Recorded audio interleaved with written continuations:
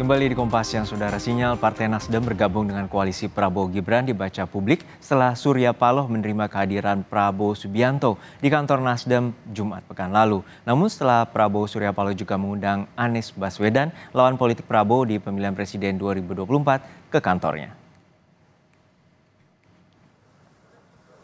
Belakangan ini Nasdem jadi primadona politik baru. Setelah jagonya Anies Baswedan kalah di pemilihan Presiden 2024, Ketua Umum Partai Nasdem Surya Paloh memberi selamat kepada Prabowo Subianto, calon presiden terpilih.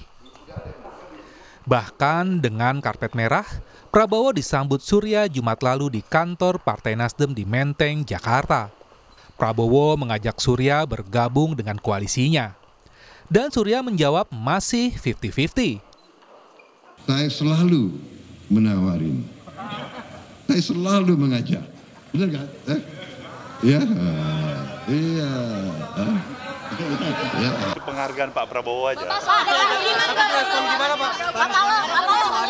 kemarin mengatakan bergabung dengan pemerintah bukan prioritas. Artinya nanti setelah Oktober kalau diajak sama Pak Prabowo akan bergabung dengan. Kita lihat perkembangan ke depan ya. Berarti ada kemungkinan bergabung sama 2 kursi. Itu 50-50 possibility-nya Mas. Pak tidak khawatir menggembosi upaya di MK Pak. Kita lihat. Lalu lebih berat kemana? Posisi 50-50 Nasdem sebenarnya. Apakah lebih berat bersama Anies Baswedan Muhaimin Iskandar yang memilih menggugat hasil Pilpres ke Mahkamah Konstitusi atau sudah ringan menuju koalisi pemerintahan Prabowo Gibran hingga 2029? Yang jelas sampai hari ini posisi kami masih seperti yang sama, koalisinya tetap 01. Bagaimana ending dari ajakan ini nanti kita lihat, tetapi pikiran kita sama-sama ingin membangun, ingin menciptakan sesuatu. Kita berharap juga pemerintahannya kuat. Ada yang tanya bagaimana Nasdem mau tetap oposisi apa koalisi. Bapak Surya tadi mengatakan peluangnya 50-50. Nah, pegang itu aja, peluangnya 50-50. Seperti hendak memberi kesan bersama jagonya di Pilpres, Jumat petang Surya mengajak Anies buka puasa bersama. Di tempat yang sama, kantor Partai Nasdem. Bedanya tanpa karpet merah. Usai bertemu Surya, Anies menyampaikan bahwa Surya dan Nasdem masih bersamanya. Soal bergabung koalisi dan masuk kabinet Prabowo Gibran, Anies tak mempersoalkan. MK-nya belum selesai. Nah, MK-nya belum selesai. Kita tunggu semua sama MK. Kita tuh gini, MK itu proses selesai. Baru dari situ kita bicara tentang langkah-langkah ke depan. Dan saya mau tanya, pembentukan kabinetnya kapan? Masih lama, makanya titip itu disimpan buat doorstop bulan-bulan berikutnya. Terima kasih Pak. Merangkul yang kalah untuk memperkuat posisi di pemerintahan selama 5 tahun adalah hal biasa. Sama halnya dengan Jokowi yang merangkul Prabowo Subianto, lawannya di Pilpres 2014 dan 2019. Kemudian Zulkifli Hasan dan Partai Amanat Nasional di ujung periode kedua Jokowi Ma'ruf Amin. Tim Liputan, Kompas TV. Sejak akhir pekan, perbincangan tentang langkah Partai Nasdem pasca pemilihan Presiden 2024 mengemuka. Apalagi setelah Prabowo Subianto, lawan politik Anies Baswedan di Pilpres yang diusung Nasdem mengajak Surya Paloh, Ketua Umum Partai Nasdem, untuk berkoalisi. Lalu apa arti penting Nasdem buat Prabowo di koalisi pemerintahannya kelak? Kita lihat hitung-hitungan dari hasil pemilu legislatif 2024 yang dilansir KPU di Koalisi Indonesia Maju yang mengusung Prabowo Subianto, Gibran Raka Buming Raka, persentase perolehan suaranya belum sampai 50% di DPR. Gerindra hanya punya 13,22%. Golkar 15,29%, serta Partai Demokrat 7,43% dan PAN 7,24%. Totalnya 43,18%. Padahal kalau mau mulus, pemerintahan Prabowo mesti menguasai lebih dari 50% komposisi di DPR. Lalu bagaimana potensi koalisi Prabowo Gibran bila Partai Nasdem ikut bergabung? Dengan perolehan suara Partai Nasdem 9,66%, koalisi Prabowo Gibran bakal memiliki di atas 50% di DPR, tepatnya 52,84%. Ini sudah cukup di atas kertas untuk memuluskan sejumlah program unggulan dari Prabowo Gibran di parlemen. Lalu bagaimana dengan oposisi di DPR? Bila Partai Nasdem bergabung, maka lawan Prabowo Gibran yakni Ganjar Mahfud dan Anies Mohaimin cuma memiliki 3 partai, yakni PDIP dengan 16,72%, PKS 8,4%, dan Partai Kebangkitan Bangsa 10,62%. Totalnya hanya 35,74%. Pertanyaannya, apakah ketiga partai ini akan bergabung masuk dalam koalisi Prabowo Gibran?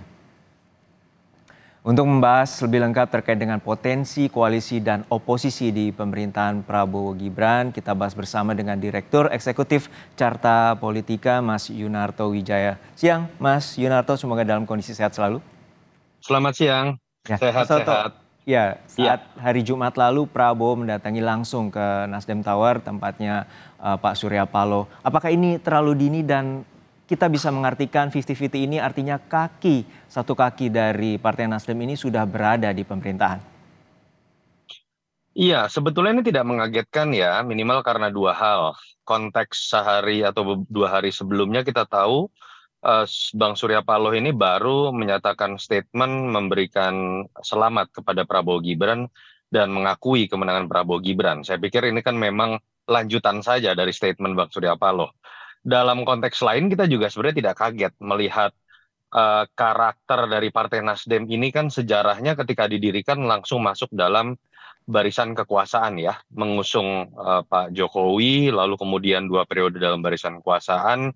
Bang Surya Paloh juga latar belakangnya dari Partai Golkar yang biasanya selalu ikut dalam barisan kekuasaan, ditambah lagi karakter Bang Surya Paloh dan Nasdem ini kan biasa paling cepat untuk mengambil keputusan, seperti dulu adalah partai pertama yang selalu mengajukan capres, dalam hal ini Pak Joko Widodo. Jadi buat saya tidak mengagetkan kalau ditanya 50-50, memang perkiraan saya lebih mungkin Nasdem ini akan masuk ke dalam barisan kekuasaan, apalagi mengingat hubungan dekat antara Surya Paloh dengan Prabowo secara pribadi sudah dimulai sejak masa era Orde Baru. Jadi kalau ditanya spekulasi 50-50 ini, ya saya melihat 50-50-nya ini lebih mengarah kepada menjadi bagian dari kekuasaan. Tetapi apakah akan diputuskan dalam waktu cepat, minimal diekspos ke publik, saya pikir kata kuncinya akan menunggu terlebih dahulu keputusan MK sebagai bentuk etika politik.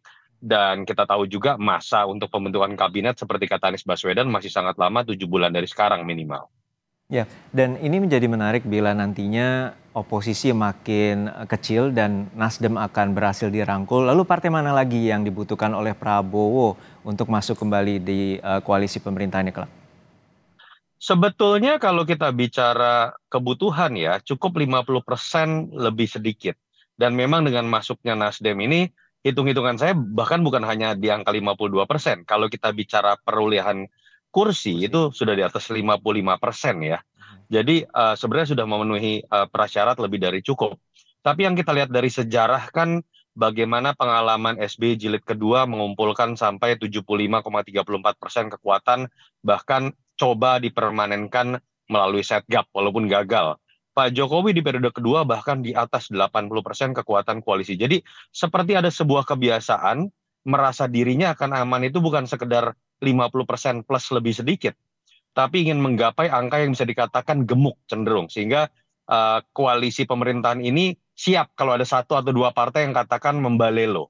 Dan kalau kita lihat statement Pak Prabowo memang kecenderungannya itu punya potensi membangun koalisi yang gemuk atas nama Persatuan Nasional ya, ingin merangkul semua begitu. Jadi kalau saya lihat mungkin tidak akan berhenti pada Partai Nasdem.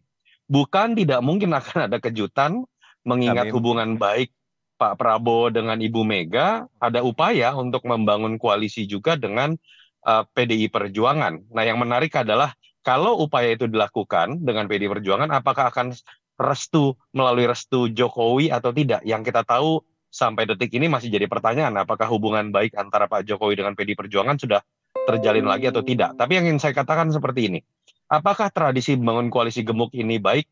Seharusnya secara tata negara itu tidak cukup baik, karena pertama akan melemahkan oposisi dalam konteks check and balances. Yang kedua, buat koalisi pemerintahan pun akan terbangun koalisi gemuk yang biasanya akan mengorbankan yang namanya kualitas kabinet, karena pada akhirnya akan membangun komposisi kabinet yang lebih ke arah politik dagang sapi, padahal lebih banyak kader-kader partainya, padahal kita tahu kalangan teknokratis yang menjadi menteri ini biasanya yang lebih berprestasi, seperti kita lihat pada sosok Sri Mulyani, Pak Basuki, Bu Retno, dan lain-lain.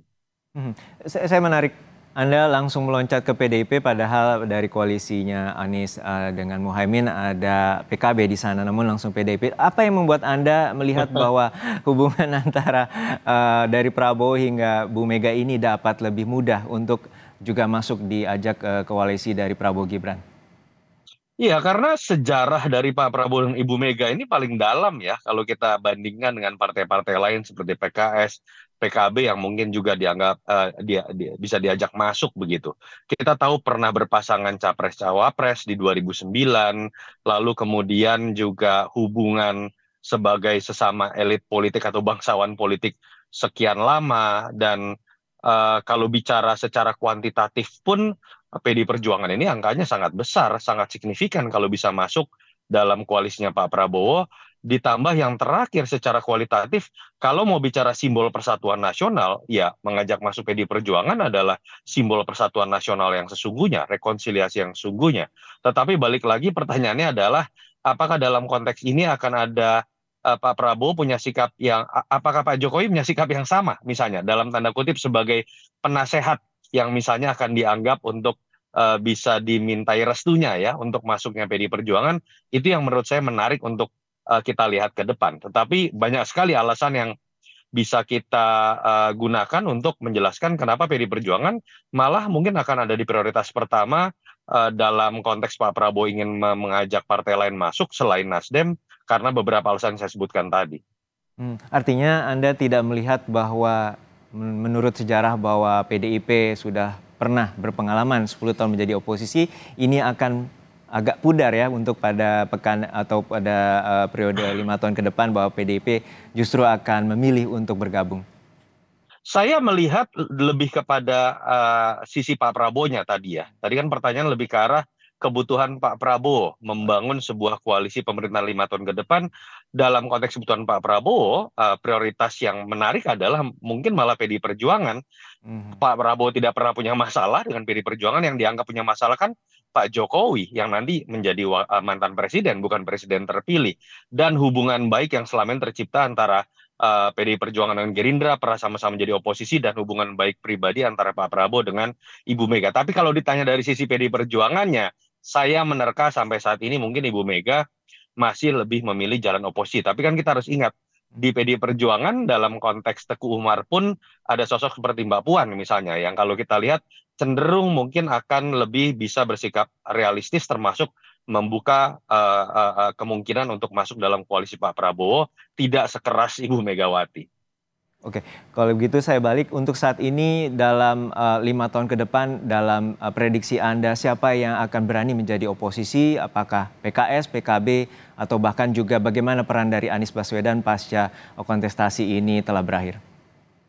Kalau kita lihat latar belakangnya ya, saya pikir yang pertama PKS, yang paling mungkin untuk tetap ada dalam barisan oposisi, karena kita lihat PKS pun sekarang suaranya naik. Lumayan baik ya sebagai bagian dari oposisi. Yang kedua, saya pikir kalau PDI Perjuangan dalam konteks pengambilan keputusan mengenai oposisi atau koalisi ini menyerahkan sepenuhnya hanya kepada Ibu Mega, saya pikir juga pilihan oposisi masih menjadi pilihan utama. Tapi kalau itu kemudian dibuka ruangnya untuk didiskusikan dengan tokoh-tokoh lain di PDI Perjuangan di luar Ibu Mega, saya pikir ruangnya menjadi 50-50 untuk menjadi bagian dari oposisi ataupun menjadi bagian dari koalisi. Sementara PKB saya pikir cenderung lebih lentur. Kita akan melihat mungkin kondisi yang tidak terlalu jauh berbeda dengan apa yang kita lihat di Nasdem yang sangat lentur, bahkan lebih mungkin untuk menjadi barisan dari koalisi. Baik, kita nantikan bagaimana dinamika yang masih akan panjang. Tentu kita nantikan hingga Oktober mendatang. Terima kasih Direktur Eksekutif Carta Politika, Mas Yunarto Wijaya telah berbagi informasi bersama kami di Kompas Siang.